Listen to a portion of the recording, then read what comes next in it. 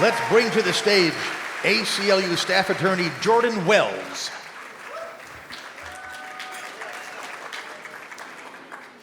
We're fortunate at the ACLU to have clients who inspire the public to demand their rights.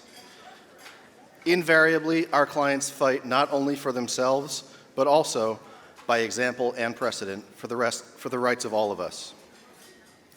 6 months ago, Bakersfield College student Jose Bello was breathing free air thanks to community supporters who had cobbled together $10,000 in bond money to free him from an ICE prison.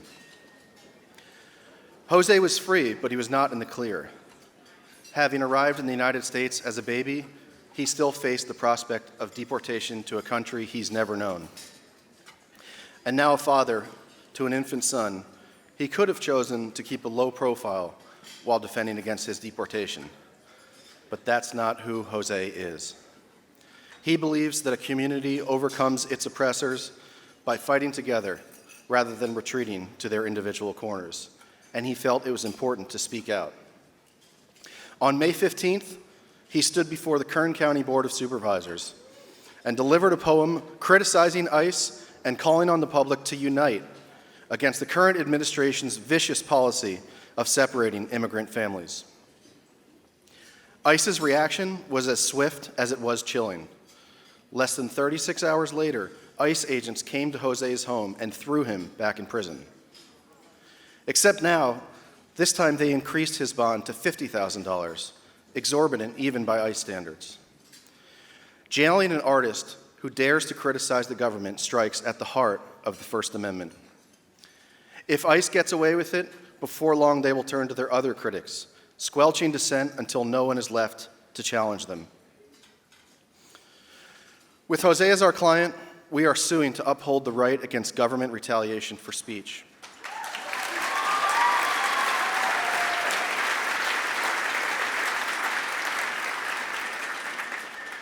And meanwhile, thanks to the Players Coalition and NFL players Demario Davis and Josh Norman, and much to the chagrin of ICE officers in Bakersfield, Jose was able to post the $50,000 bond.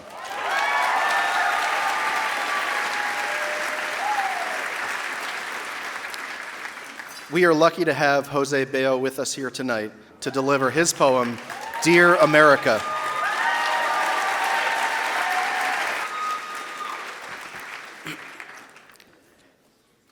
Dear America, by Jose Bello.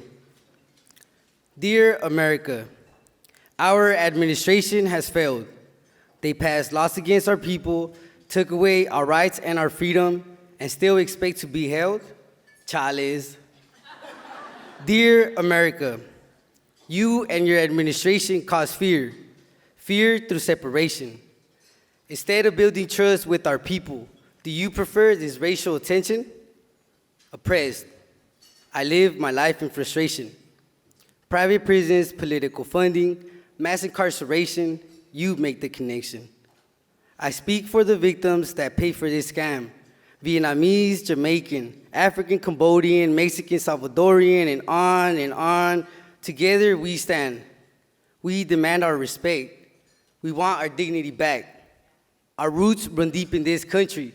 Now that's a true fact. Dear Americans, you might be asking yourself, what's the whole point of repeating these facts? Well, I'm here to let you know. We want to feel safe, whether we're brown, Asian, or black. We don't want your jobs. We don't want your money. We're here to work hard, pay taxes, and study. The fight has begun. We will never be apart, Chiquito, is what I promised my son. Y'all can try to justify your actions, try to make excuses. The bottom line here is that at the end, the people always triumph and the government loses. Dear America, do not consider this a threat.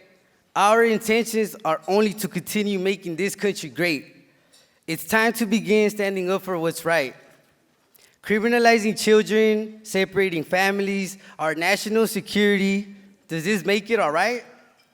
No, it doesn't, and it won't. The youth have to stand up. We have to unite with our peers.